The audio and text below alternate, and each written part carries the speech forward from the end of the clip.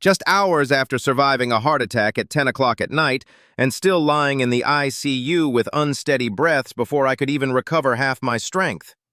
At exactly 1:14 in the morning, my phone vibrated, and Chloe's voice, the girl I raised alone for 17 years, came through the line cold enough to slice into my still aching chest. "Dad, I'm calling so you won't be surprised. Tomorrow I'm getting married. Don't come. I sold the condo you bought, sold the car you gave me. Adrian and I are starting our new life. Don't interfere." In the hospital room, only the monitor kept beeping steadily. I lay there, a father who had just been pulled back from the brink of death, being humiliated by his own daughter with words I didn't think could ever come from her mouth. If you've ever been hurt by the person you love most, hurt by a sentence sharper than any wound on your body, you'll understand how cold I was that night. Leave a single and tell me where you're listening from. And don't forget to subscribe so these stories can reach the people who need them most. The air in the ICU of Denver Presbyterian Hospital was so cold that my breath turned into thin layers of frost against my lips. The smell of antiseptic, the harsh white lights, and the steady beep of the monitor all blended into a silence that made it feel as if the world outside had completely shut down. But right in that frozen moment, the phone on the metal table to my right suddenly buzzed. A sharp vibration in the middle of the night, jerking my upper body upright. Pain stabbed through my sternum like a needle twisting into soft flesh. After the myocardial infarction I just survived, I turned toward the screen. 1:14 a.m. The caller ID cut across me like a blade. Chloe. I reached for it, the IV line strained with every movement. My chest tightened once. I picked up. Her voice came through. Not the warm tone I used to know, but something cold, clipped, like she had rehearsed every word. "Dad, I'm calling so you won't be surprised. Tomorrow I'm getting married at Silverhaven Chapel. And Adrian and I sold the condo, sold the Tesla too." Then she exhaled a dry, metallic sound. "Don't interfere anymore. Adrian is right. You only control me and drag me down. I don't want to live like that." In the pause between her sentences, I heard someone breathing behind her. A quick, guarded breath that didn't belong to Chloe. A chill ran down my spine. For a few seconds, every sound in the room vanished. Only her voice kept cutting. The $580,000 condo I put into a trust to protect her for life. The Tesla I gave her when she signed her first teaching contract, all gone while I was lying here with a heart freshly sutured. I leaned back against the pillow, steadying my breath. 30 years as a forensic accountant taught me this. When someone hits you where it hurts most, be the quiet one first. I spoke slowly, each word clear, like reading a line from an investigation report. "Chloe, you're forgetting something important." She stopped. The silence stretched long enough for me to hear blood pounding in my ears. "What do you mean?" Her voice shifted, defensive, irritated, a tone I knew I didn't create. Then she added, sharp as a needle. "Adrian says, you never let me go. You suffocate me. I don't want to become like Mom, a woman controlled by you her whole life." I stared up at the hospital ceiling, letting the silence split between us like a fault line. I didn't answer right away. Sometimes you stay silent so the other person can hear the truth, waiting at the end of the conversation. On the table beside my bed, my personal bag was still open. Under the sterile lights, the Mercer family trust folder lay neatly inside. The edge of the paper was worn, a mark from the dozens of times I'd checked it over the years, preparing for a day I hoped would never come. Right next to it was Linda's framed photo. My wife has been gone 17 years now. In the hospital light, her face softened. The same gentle smile she wore the morning before the CT scan changed everything. I closed my eyes. In that thin darkness, I heard her last whisper. "Evan, if one day she goes the wrong way, don't abandon her. Even if she blames you, protect her." I opened my eyes. The tight ache in my chest faded, replaced by the cold clarity known only to people used to exposing fraud and psychological manipulation. I picked up the phone again. My voice settled into the rhythm of my heartbeat. "When you get back to Boulder, tell Adrian to be ready because someone will knock on the door." Chloe froze. I could almost hear her breathing quicken. "Are you threatening me?" I exhaled softly, and the smile on my face wasn't for her question. It was for the thing Adrian Cole never expected. He didn't just touch money, he touched a legal structure built by me, the only person who holds every key to it. I answered lightly, almost like a bedtime wish. "By tomorrow, you'll understand." I hung up. The ICU returned to its original quiet, but it wasn't the quiet of a man struggling to survive. It was the calm of someone who knows every move the enemy will make. I looked again at the Mercer Family Trust. That folder wasn't just paperwork. It was the final net I built for my daughter, a net I knew would tighten at exactly the right moment. Then I laughed. A small sound, no louder than a breath but sharp as a blade. The laugh of someone who has uncovered hundreds of schemes by men who think they're smarter than they are. The laugh of a father betrayed, but still holding a card the other side doesn't know exists. Adrian Cole thinks he got the money, thinks he severed my bond with Chloe, thinks a forged signature can fool a system. He forgot one thing. The man lying in the ICU tonight isn't a victim. He's a forensic accountant who has seen men like him his entire life. I close my eyes, letting the monitor beep steadily.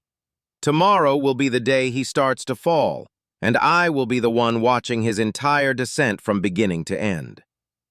The morning after the midnight call, I lay still on the hospital bed, trying to keep my breathing steady to ease the pressure on the part of my chest that still throbbed. Even though the doctor had ordered absolute rest, my mind couldn't stop wandering back through the years that had brought me to this exact moment, a moment where my heart didn't ache because of illness, but because of something sharper than any needle: memory. 17 years, a stretch of time long enough to change the structure of an entire life. 17 years raising a child alone after the only partner I ever had was taken by pancreatic cancer. A sickness that came like a toxic wind and swept Linda from my hands in just 4 months. 4 months where every day felt like another farewell. I still remember the last day.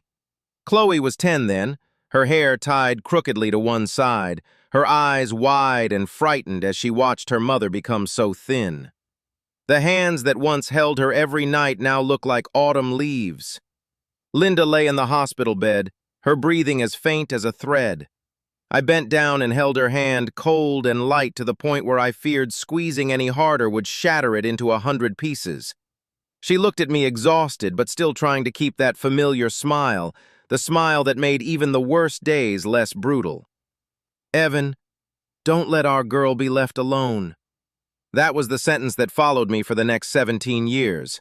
Like a compass, like a burden, like a vow. After Linda died, I had to be both father and mother. On the mornings Chloe brushed her hair wrong, I learned to brush it for her, clumsy but persistent. On afternoons, when math made her cry, I sat beside her until she understood.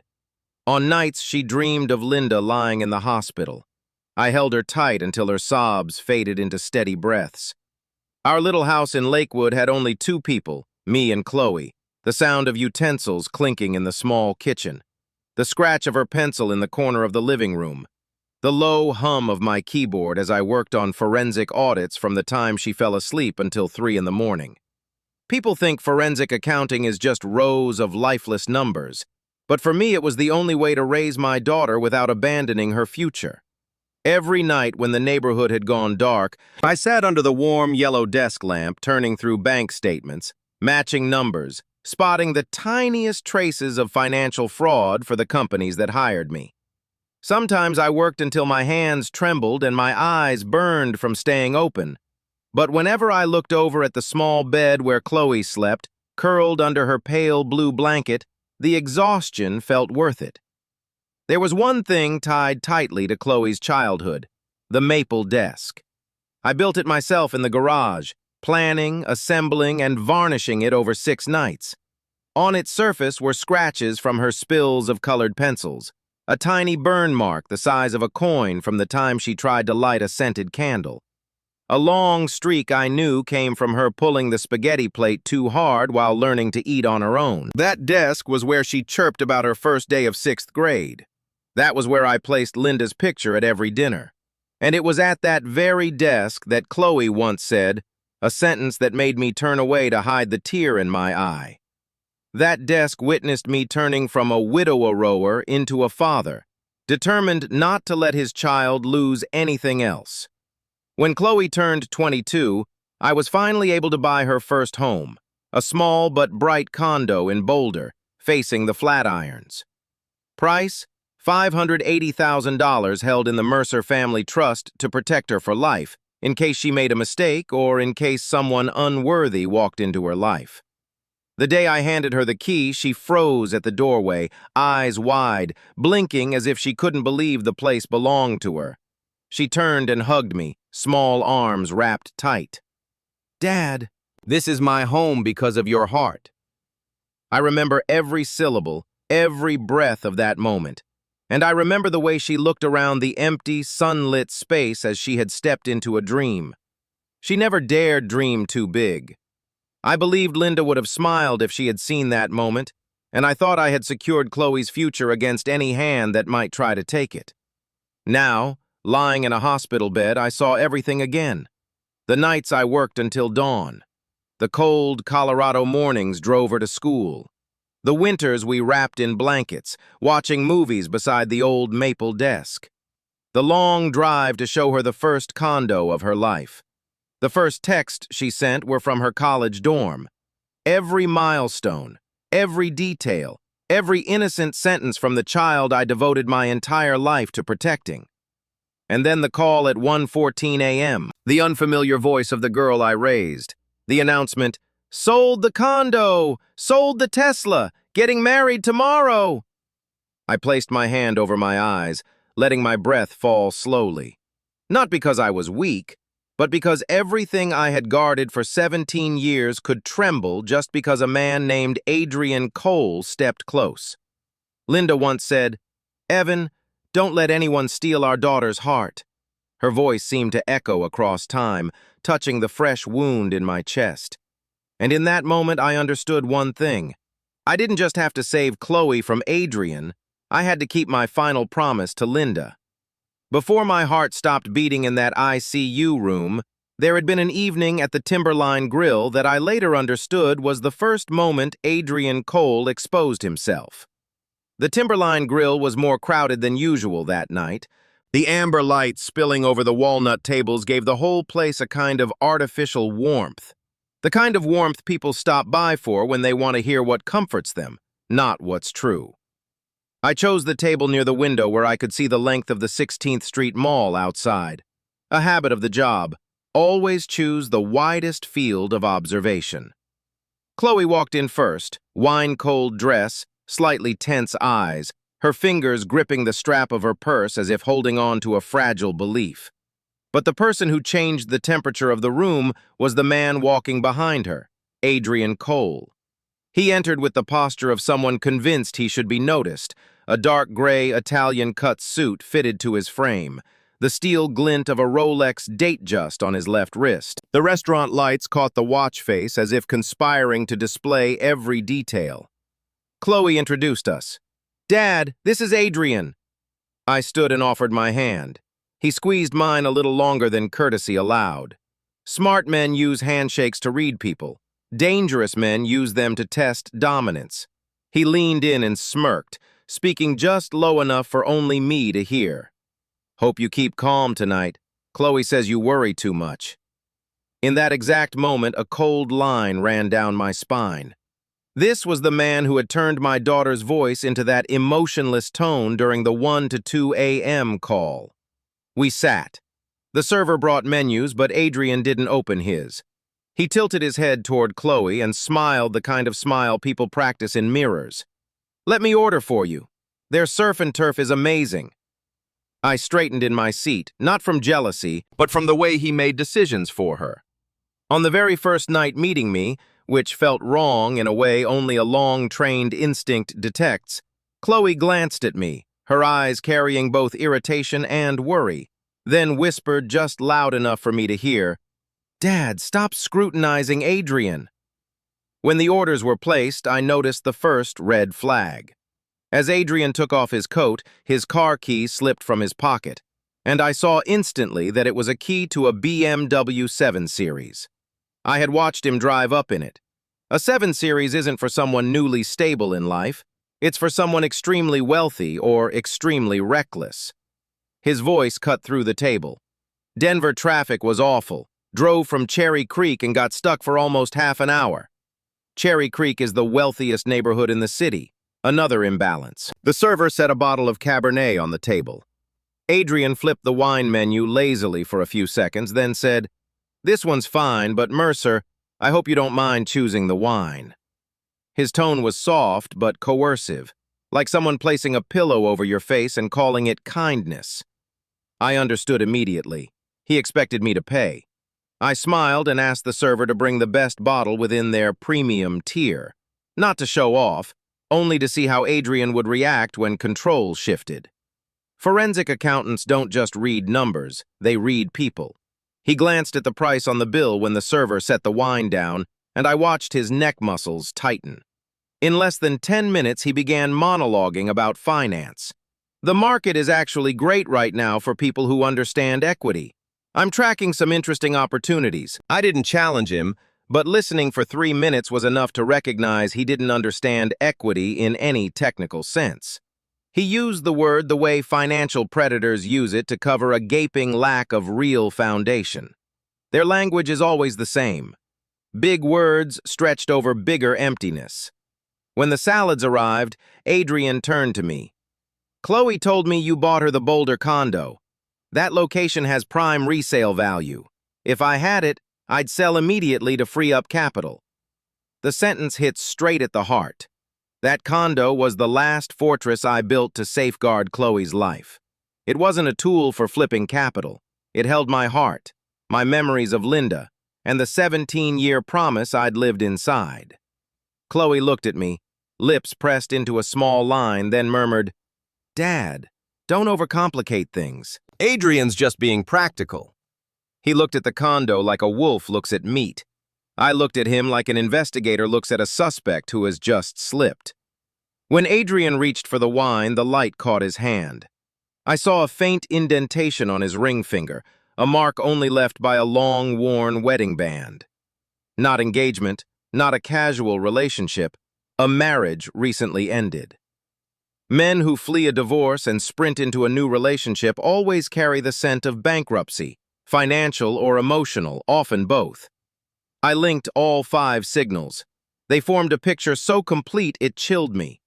Chloe leaned into him, her eyes searching for my approval, and I saw her as the 7-year-old asking, "Dad, can I trust this person?" Except now she didn't ask because she believed she no longer needed to. Adrian leaned forward, elbow on the table, his smile small but carrying a blade. "Chloe deserves to be led by a man who understands finance better, don't you think so, Mr. Mercer?" He dragged the last word "better" as a deliberate cut, a polite insult, a declaration that he believed my role was over. My voice is gone. My authority is irrelevant. Chloe leaned toward him, her voice soft but piercing. "Dad, don't make this awkward." I set my fork down with a quiet click. I looked him directly in the eyes. Then I smiled, a smile forensic accountants know well. The smile of someone who has already seen the entire game from the moment the first piece touched the board. A smile that makes the other man wonder, what did I just miss? I didn't answer him because he had just stepped into a battlefield he didn't know existed. The battlefield of real numbers, real assets, and a father who had never lost a single investigation. The morning I was discharged, Denver was so cold, the smell of oxygen still clung to my chest. The nurse told me to rest for at least a week, avoid stress, and avoid exertion. But I only nodded out of politeness. There are moments in life when a person simply cannot lie still, and this was one of them. The car drove slowly through rows of bare trees, the winter sunlight thin as paper, touching my face but not warm enough to linger. The small house where Chloe and I had lived for 17 years sat silent, exactly as it had been when I left for the ICU. I opened the door and stepped inside, and the first thing that hit me was a silence so heavy it felt as if the house had been waiting for me to return, just to witness something that had been off track for a long time. I hung my coat over the chair and went straight to my office. The maple desk, the scanner, the small safe, and the Mercer family trust file were all exactly where I had left them. But this time I opened it with the mindset of a forensic accountant who no longer had even a shadow of emotional hesitation. In the third stack of documents, I found a POA I had never signed. The signature Evan Mercer at the bottom was sharp, smooth, without the natural tremor my real signature has had ever since my mild arthritis 5 years ago. To the untrained eye, it looked perfect. But I'd spent 3 decades analyzing fraud, studying hand pressure, ink flow, and stroke rhythm. This was not my signature.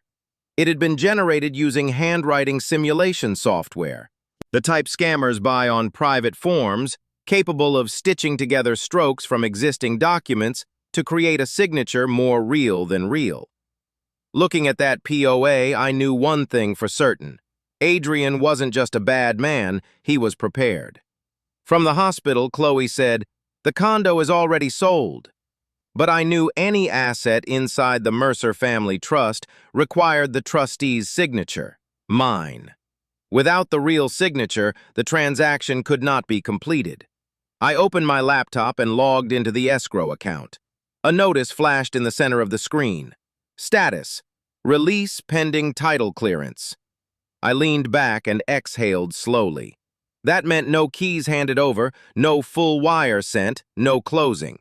Escrow was waiting for the title company to verify everything, and they hadn't received verification. They hadn't because they were suspicious of the signature, and when escrow is suspicious, they never hit close, meaning the condo still belonged to the trust.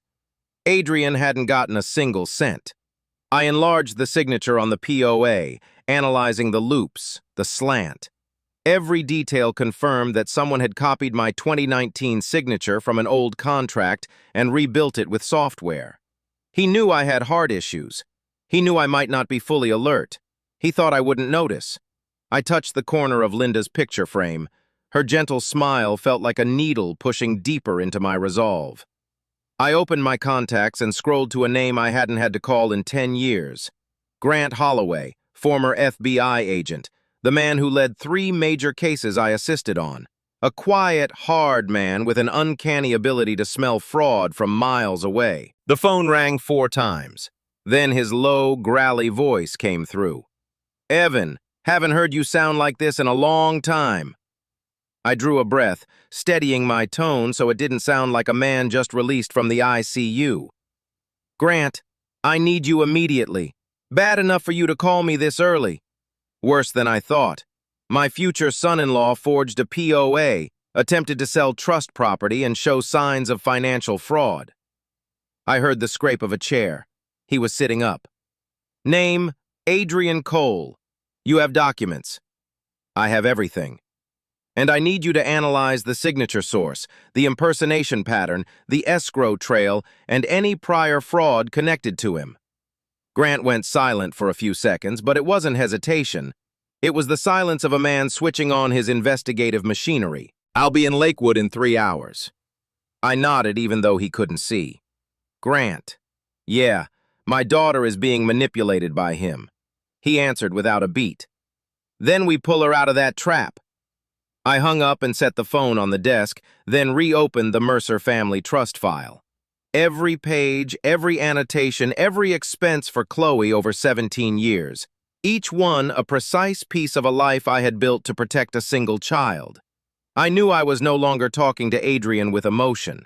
I was speaking in law, in logic, in evidence, and in the cold certainty of a man who has lost too much to lose anything else.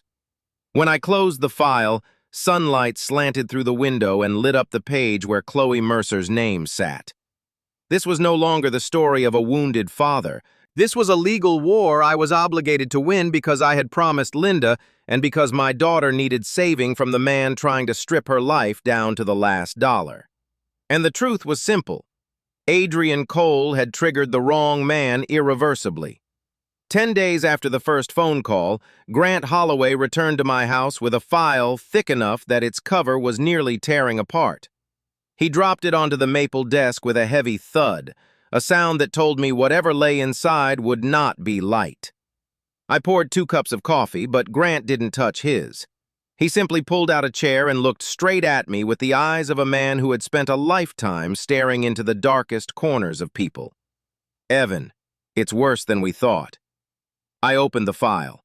On the first page, 2 bold words: Adrian Cole, pattern analysis. Grant tapped the tip of his pen on the table, his old habit whenever he was about to deliver bad news. "I've spent 10 days investigating across 6 states, 2 federal databases, and even sealed civil records. Actually, and here's what I found." He flipped the page. The first name appeared: Rachel Dawes. Losses: $40,000.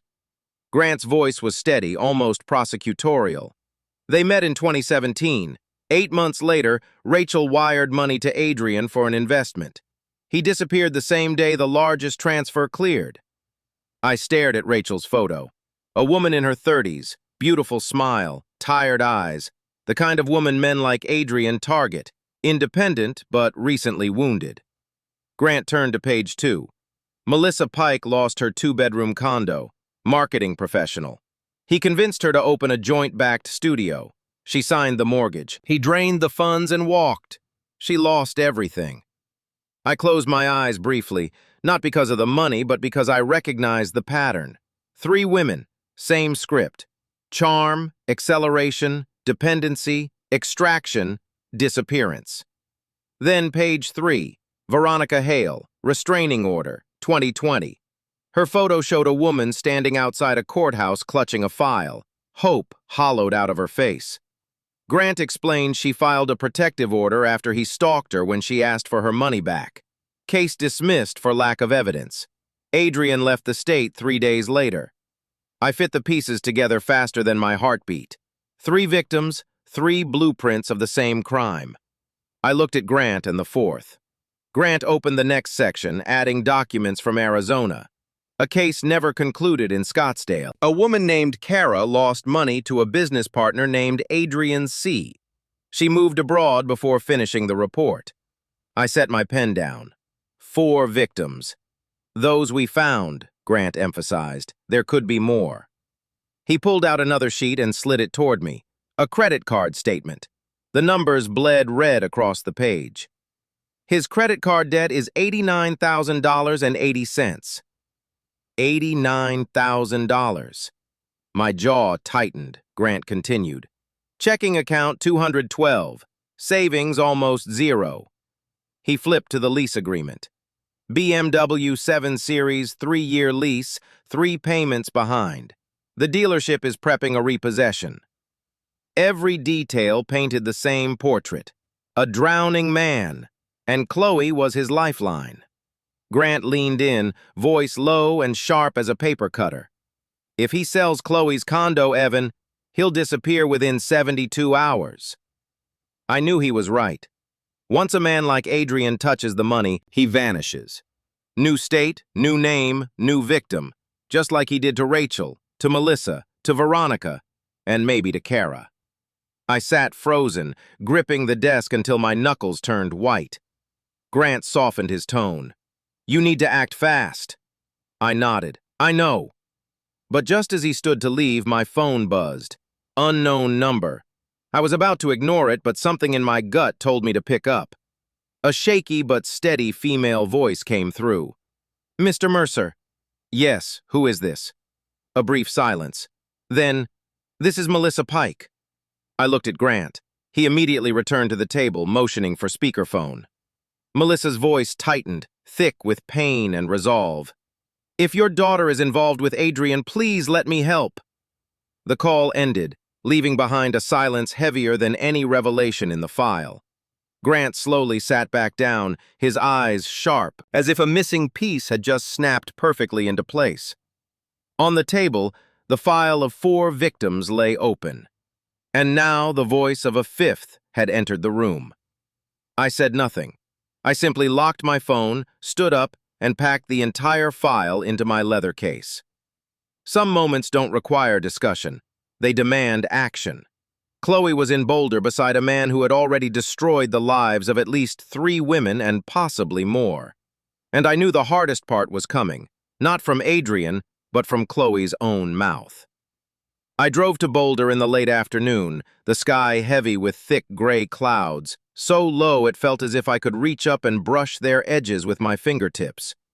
After 10 days of investigating with Grant, after files of victims, after every sign pointing to Adrian Cole being a professional fraud, I knew I had to talk to Chloe before the truth was twisted into a weapon against itself. I parked under the building where she was temporarily renting a studio. The hallway lights were still on, but her door was shut. I knocked 3 times. No answer. I raised my hand to knock again when the door suddenly opened and Chloe appeared. But her eyes, cold, tense, defensive, were nothing like any I had seen in the 17 years I raised her. "I don't want to see you." Her voice was sharp, fractured with anger. I kept my tone even. "Chloe, listen to me. There's something you need to know about Adrian." She let out a bitter laugh, a kind of laugh I had never heard from my daughter. "I know everything already. Adrian told me you do this." I froze. Adrian had gotten ahead of me. Chloe continued. "He said you have psychological issues since Mom died, that you're obsessed with control, that you always want to decide for everyone else, and that you don't want me to be happy." The floor seemed to tilt beneath my feet. A man can survive physical pain, but hearing your own child repeat the words of a manipulator, accusing you of things you've never been guilty of, cuts deeper than any heart attack. "Chloe, he's leading you. Adrian is not who you think he is." Her fingers tightened around her bag strap, her shoulders trembling in anger. "Exactly. He said you'd say that."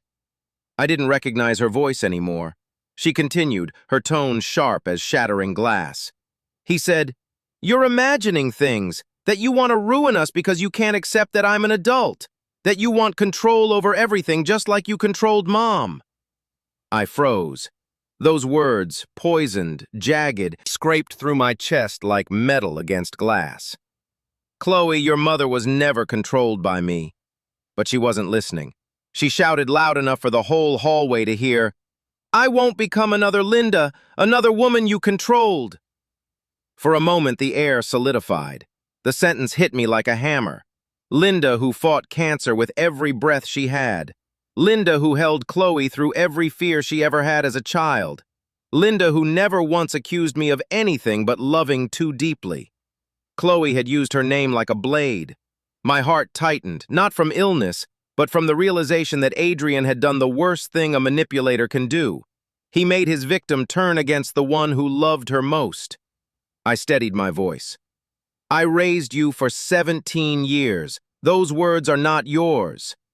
But Chloe stepped back, hand on the door handle. "I don't need you interfering. I'm old enough to make my own choices. Stop controlling everything." Then the door slammed in my face. The click of the lock was soft, but it felt like a verdict. I stood there for a moment, my hand still resting on the cold wood. I called her name. No answer. I called again. Still silence. The third time, my phone flashed, blocked. I stared at the dark screen. No message, no hesitation, no room left for explanation. I turned and walked down the stairs, each step feeling like a descent into a deeper fracture. Not for me, but for what remained of our relationship. Rain began to fall as I reached the parking lot. The first drops hit my coat, cold, sharp, like every word she had hurled at me. The wind swept down from the flat irons, icy and carrying the scent of wet earth. I stood under the rain, clutching the trust file I had protected for 17 years like a sacred object, paper soaked, edges curling, but I held it tight because it was the only thing left standing between my daughter and Adrian's hands. Rain streamed down my face, mixing with the tight breath in my throat. I stood alone in the Boulder parking lot, gripping the file as if letting go meant letting Chloe's entire life wash away with the storm. And in the hiss of wind tearing past my ears, I heard Linda's voice again, like a reminder from somewhere impossibly far. Don't let her be taught the wrong version of herself. I closed my eyes, then opened them. There was no room left for hurt, only the fight. Morning and Fort Collins had a thin, silk-like light draped over the red brick blocks, gentle but with a cold undercurrent that made you instinctively pull your collar higher. I arrived at the small cafe on the corner of Mason Street at the exact time Melissa had set. She was seated in the back, her back to the window, the posture of someone who hadn't just lost a two-bedroom condo in a relationship, but the last shard of pride a woman tries to hold on to after being deceived. When I approached the table, Melissa looked up, her eyes carrying the kind of exhaustion only people who've been drained of both trust and money can truly recognize. "Mr. Mercer." "Yes." Melissa opened her bag and pulled out a thick stack of papers neatly held in a plastic folder. She slid it toward me, her voice calm to the point of being hollow. "This is his playbook." I opened it. The first pages outlined the exact steps Adrian used on his victims, how he spoke, the lines he repeated, the trust-building tactics, the timing of when money entered the conversation. Annotations Melissa had written in red ink. Each section felt like a blade pressed into my palm, not because it surprised me, but because every detail mirrored what Chloe had gone through. Melissa spoke softly as if recounting a crime scene. He uses one template, then swaps the name of the victim, swaps the backdrop, but the promises stay the same. The phrasing stays the same. The timeline stays the same. I scanned the list. On the third page, a line was circled in blue. Sever ties with family. Stage 3. I inhaled slowly. Chloe is exactly in that stage. Melissa nodded, her eyes reining, but her voice steady. "All of us once stood exactly where your daughter is standing." That sentence weighed more than any evidence Grant had brought. Melissa let out a thin breath, her voice dropping halfway. "When he left me, I thought I would get over it, but then I realized I kept watching him from afar. Back then I was too blind and without proof, so I couldn't press charges. But I never forgot the feeling of having my life shredded by him." She tightened her grip on her bag strap, her gaze darkening. "I saw him posting online, bragging that he'd found real love and was ready for a new chapter. When a man like him says that, I know for certain there's a plan behind it." Melissa looked at me, her voice low but precise. "I started watching more closely. I traced your name backward from Chloe's comments, then looked up the Mercer family trust. That's when I understood. If you're the father of the woman in his photos, you're the only person who can blow up his entire plan." I closed the file gently, as if holding something fragile. "Thank you." Melissa gave a small nod. "If helping you stops this, then it's the piece of my life I get back from him." She paused, then added, "There's one more person you need to meet. Rachel. He connanded her before he conned me. No one understands the danger Adrian poses better than she does." I looked straight into Melissa's eyes. "Can you take me to her?" Melissa nodded. "If you want to win, you need witnesses. I'll take you." We left the cafe and drove nearly 30 minutes to a quiet neighborhood in northern Fort Collins. Melissa led me up to a second-floor apartment, knocking 3 times. A woman opened the door, tall, beautiful, but with a shadowed face marked by the kind of sorrow that comes from too many disappointments. Rachel Dawes looked at me with guarded suspicion. Melissa spoke quickly before she could ask. "Rachel, this is Evan Mercer. His daughter is about to marry Adrian." Rachel froze, her hand tightening on the edge of the door. Just those 2 words, "about to," made the vein in her temple twitch. We sat at the small wooden table in the living room. I laid everything out from the beginning: the trust, the condo, the forged POA, the BMW lease on the verge of repossession, the credit card debt, the escrow account about to release funds, the words my daughter screamed at me in the hallway in Boulder. I hid nothing. Rachel listened without missing a beat, her expression shifting from sympathy to anger. Not anger aimed at me, but at something she recognized all too well. When I reached the part where Adrian told Chloe I had psychological issues and wanted to control her life, Rachel pressed a hand over her mouth as if hearing the echo of her own past. Those exact words. He used them on me to force me to cut ties with my brother. Melissa nodded sharply. He said the same thing to me word for word. I opened the file Grant had put together and pointed out every identical milestone between the three victims. Rachel looked down, her hands trembling. Then she stood, walked to the window, and stared out at the empty courtyard as if wrestling with something buried deep. After a long moment, she turned back, her eyes no longer those of someone wounded, but someone who had finally found a reason to rise. "Mr. Mercer," Rachel said, her voice steady, "I once thought I'd never be strong enough to tell this story to anyone. But if I stay silent, Chloe becomes me all over again. I won't let that happen." She pulled her chair closer, leaning forward. "I'll testify. I'll sign whatever statement you need. I've stayed quiet for too long." Melissa placed a hand on her shoulder, a silent acknowledgement between women who had survived the same blade. The air in the apartment grew heavy but solid. Not the weight of tragedy, but the weight of truth. I spoke slowly, clearly. "From this moment on, we're not three people who were fooled by the same man. We're an alliance. Adrian won't take all of us down again." By the time we stepped outside, the sun had dipped low, painting long orange streaks across the wooden stairs. Melissa, Rachel, and I stood by the parked cars without speaking. But it wasn't the silence of despair. It was preparation. The silence of people who understood that the real battle had just begun. Silverhaven Chapel that night glowed like a stage built to showcase nothing but blinding spectacle. Light washed over the white wooden arches.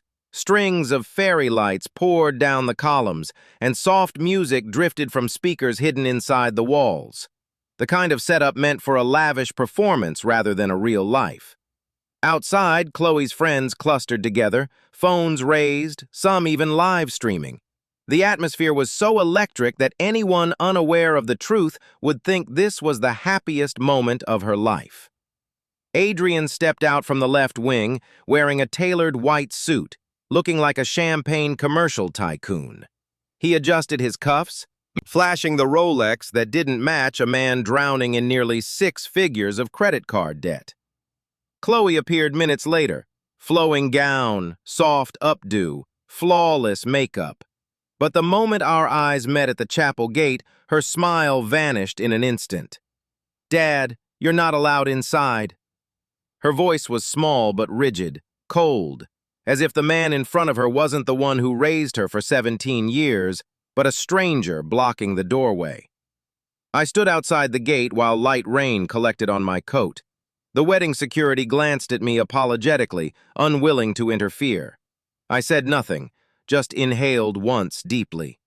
Inside my coat pocket, I carried things no wedding ever wants to see. The marriage records, the forged POA created with handwriting simulation software, the credit card statements showing nearly $90,000 in debt, the BMW Series 7 repossession notice, the email Adrian sent a friend about getting liquidity before the wedding, and the messages pressuring Chloe to sell the condo to free up capital. All of it legitimate, legal, irrefutable, organized neatly in a waterproof file. Not to ruin a wedding, but to save my daughter from a nightmare wrapped in white lace. I walked around the side of the chapel to the technical wing, separated from the guests. The glow of LED test screens cast blue light across the concrete. That's where I found the one person I needed. Caleb Jennings, the tech coordinator for 3 financial conferences where I'd been a speaker, and the man I once helped avoid a $40,000 equipment loss accusation back in 2019. When he turned and recognized me, shock and worry spread across his face. "Mr. Mercer, what are you doing here?" "No small talk. Caleb, I need you." I handed him a thin folder. Not a USB, not some suspicious device, just printed documents and PDFs on an iPad backed by verification from Grant Holloway. Caleb skimmed the first few pages, and his face drained of color. "Mr. Mercer, this is real, real." He looked up, eyes heavy. "If you don't stop this, that girl's life is done." I nodded. Caleb tightened his grip on the folder. "I control the presentation system here. I can override the main screens if I detect a technical fault. Just give me the signal and I'll put this up when everyone's watching." The blue LED glow carved sharp shadows across his face. He no longer looked like a tech guy. He looked like a witness stepping onto the battlefield. "Mr. Mercer," Caleb said slowly, "if this is to save someone, I'm with you." I placed a hand on his shoulder.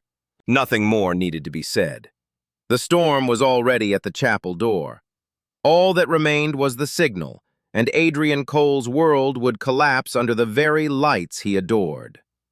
Silverhaven Chapel was packed as if all of Boulder and Denver had poured in to witness the wedding Chloe believed was the happiest day of her life. White lights washed over the glittering gown. Every seat filled with Adrian and Chloe's friends, family, co-workers, and dozens of phones live streaming. Everything fell silent as the officiant lifted his book and spoke. "If anyone has any objections, speak now or forever hold your peace." The moment the words dropped and every gaze turned toward the couple on the altar, the giant LED screen behind them suddenly went dark. A sharp beep followed, the unmistakable override tone. No one understood it except me. The screen lit back up with a single, cold line. "System diagnostic visual feed loading." The crowd gasped. Live stream numbers spiked instantly. The first image appeared. The forged POA with Grant's handwriting analysis report. 17 points of inconsistency. Irrefutable.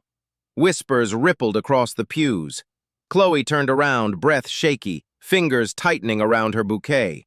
Then came slide 2, the credit card statement showing nearly $90,000 in debt with penalties and bank warnings. Slide 3, the BMW Series 7 repossession notice. Vehicle repossession scheduled March 14th. Adrian's face drained, though he forced a calm tone. "This is fake. He's trying to destroy our wedding." The crowd erupted in murmurs. Some phones zoomed in for TikTok, but that was only the opening act. The screen shifted to the first video. Melissa Pike appeared, time-stamped clear, her voice steady. "My name is Melissa Pike. 4 years ago, Adrian Cole cost me my 2-bedroom condo.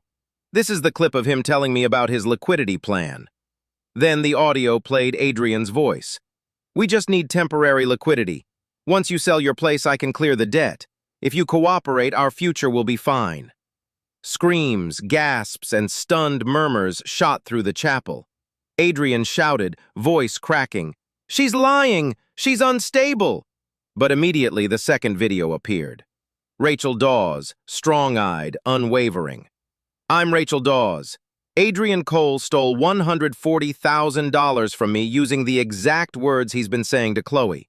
If this ceremony continues, Chloe will be next." Someone sobbed in the right row. A man whispered, "My God, it's the same script." Chloe stepped back, color draining from her face. "Adrian, why are they saying the exact things you told me?" Adrian snapped. "They're conspiring. This is a smear campaign." At the height of the chaos, the chapel doors opened. I walked in, my coat still damp from the rain, a file in my hand. I didn't have to raise my voice. Stepping into the aisle was enough to silence the room. I looked toward the altar. Caleb. In the tech booth, Caleb gave a silent nod. The final slide appeared. 4 prior victims. Pattern fraud. Confirmed. Rachel Dawes loss $140,000. Melissa Pike. Condo forfeited. Veronica restraining order Arizona. Unresolved case. I held up the file, my voice calm but cutting. These are the 4 before. I stepped closer, eyes landing on Chloe, her face breaking like glass. And Chloe is the 5th. You could feel the chapel hold its breath. Adrian lunged toward me, finger trembling. "You parasitic old man, you're ruining my life," I replied without raising my tone. "No, you ruined your own." At that moment, from the back entrance, Melissa and Rachel stepped inside. Not just faces on a screen, but living witnesses. The entire room rose, phones up, recording, live streaming. Rachel spoke, voice like a blade. Everything Mr. Mercer said is true. Melissa followed, steady, fearless. He uses the same script, word for word. Chloe is just the next target. Adrian staggered back, pale as if blood had drained from his body. You're all colluding to destroy me. I looked directly at him. No, you exposed yourself.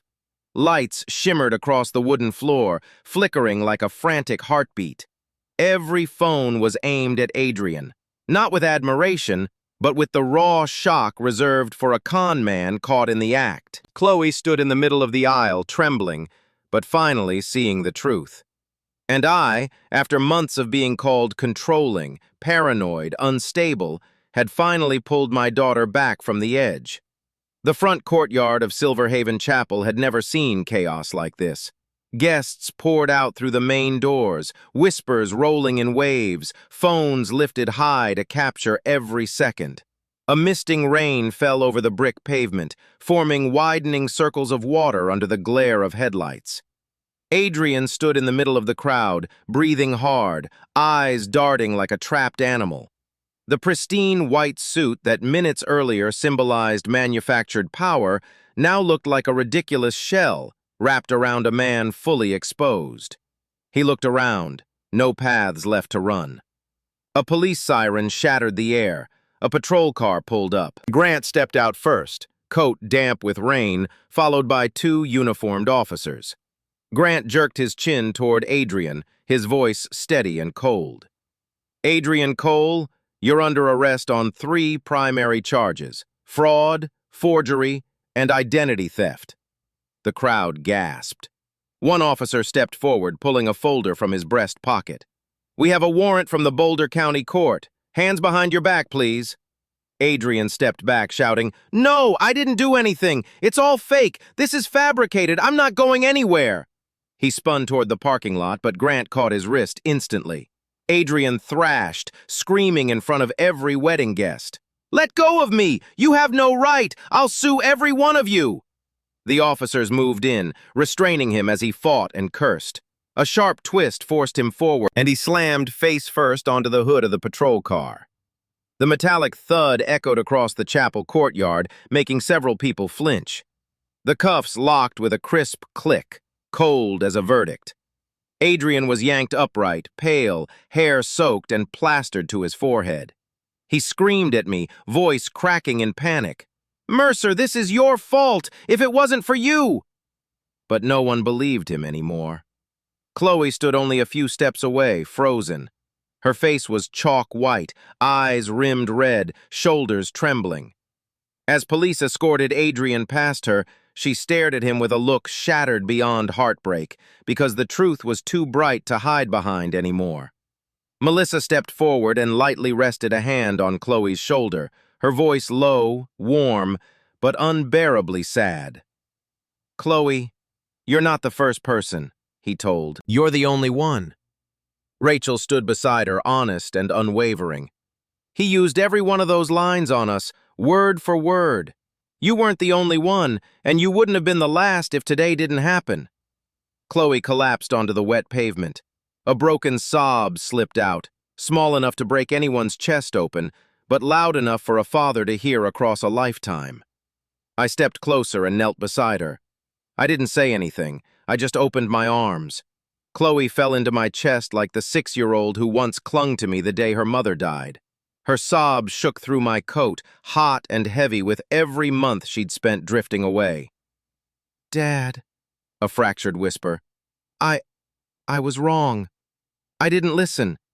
I trusted the wrong person. I'm so sorry, Dad.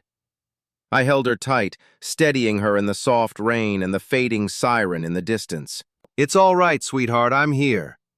And in that moment, beneath the chapel lights blurred by rain, under the fading echo of metal cuffs being driven down the street, a truth stood clearer than anything else. Justice doesn't arrive by shouting. Justice arrives through truth, and truth always stands with those who refuse to give up. After the chaotic afternoon at Silverhaven Chapel, Chloe's world felt as if someone had sliced it cleanly in half with a cold blade. The peak of humiliation had torn apart the illusion Adrian had built around her, leaving behind a hollow space, one where truth forced her to face herself. In the first days that followed, Chloe barely spoke. Even simple questions like, "Are you okay?" took her a few seconds to process. But that silence was no longer the silence of defiance. It was the silence of someone waking up from a very long spell. I brought Chloe back to Lakewood, not as a father issuing instructions, but as someone who knew. Standing nearby was better than standing far away. The house that had held only one person for years now had the soft sound of her footsteps again. On the first morning, I heard her opening cupboards to look for a mug, heard the coffee machine hum, heard a small sigh, the kind you make when you're learning how to live again. I scheduled an appointment with a therapist I knew in Boulder. Chloe didn't resist. She sat in the passenger seat with her fingers intertwined, eyes fixed on the flat irons, as if trying to pull the air of Colorado into her lungs. After the session, she stepped out with red eyes but a lighter face, as if she'd finally set down part of the weight she had carried. I didn't ask what she talked about. Some things a father doesn't need to know, only to be there for. During that time, I handled the rest, the work a forensic accountant can do better than anyone. I organized the entire case file, the forged PA, the 4-victim pattern, the credit statements, the BMW lease history, and Grant's investigative conclusions. I printed everything, labeled each section, indexed it, and hand-delivered it to the Boulder County District Attorney's office. The intake officer looked at the stack of documents that nearly filled the desk and said only one thing: "You've done half our work for us." Meanwhile, Melissa and Rachel filed civil suits. Their determination surprised even me. Melissa submitted a 27-page statement with archive messages. Rachel provided bank records, condo transfer documents, and 2 prior complaints that had never been processed. They were no longer victims. They had become active witnesses. Chloe knew but didn't intervene. She only said quietly, "Dad, I want to take responsibility for my part, but thank you for not leaving me alone in that mess." I placed a hand on her shoulder. Nothing more was necessary. The evenings in Lakewood became strange, yet peaceful. We didn't talk much about Adrian anymore.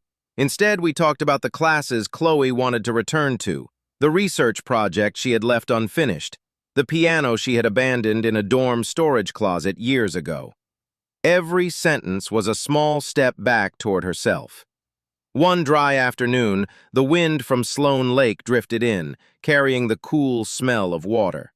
We sat on the porch together. I made her chamomile tea, and I drank my usual black coffee. The birch tree out front rustled softly, its silver leaves trembling like they were whispering. Chloe leaned against the railing, her voice small. "Dad, how are you not angry with me? I said things I should never have said. I stood by someone who destroyed everything." I looked toward the lake where the fading sunlight stretched a gold line across the surface. Then I shared the sentence Linda left me, the one I held on to for 17 years until this exact moment. Forgiveness isn't forgetting. It's making room for light to come in. Chloe turned to me, her eyes trembling. She broke down. Not the cry of despair, but the cry of someone finally releasing the burden that had pressed on her chest for months. I handed her a tissue and looked up at the sky. The clouds drifted slow. The wind had softened. No more handcuffs. No more shouting in a chapel. No more suffocating confrontation. Just 2 people, a father and a daughter, trying to learn how to trust each other again after the truth stripped everything bare. The wounds remained, but wounds can be the very place where light begins to enter. The maple wood table sitting in the middle of my garage has aged a lot compared to 17 years ago. The surface is darker now, and the tiny scratches Chloe made as a child while sharpening pencils are still there. The day Linda died, I placed my hand on that wood and swore I would protect everything left of our small family, like a marker, reminding me I still had something to guard. This morning, I gently laid a cloth on the floor, pulled the table into the sunlight. Chloe stood behind me holding a cup of hot tea, her face much softer than the days she spent piecing her heart back together. She looked at the table for a long moment as if facing her own childhood. I began sanding off the old varnish. The warm, slightly sweet scent of maple filled the garage, identical to the smell back when Chloe was 8, sitting at the table with milk cream still on her lips, telling me about her 6th grade group project. Each pass of the sandpaper felt like time being gently erased, making room for a new beginning. Chloe leaned down and placed a photo on the table. The picture of Linda holding her at age 3, their blonde hair tangled together under the liquid sunlight. Chloe's voice trembled but stayed steady. "I almost let a stranger destroy what Mom left behind." I stopped, looking at her for a long moment.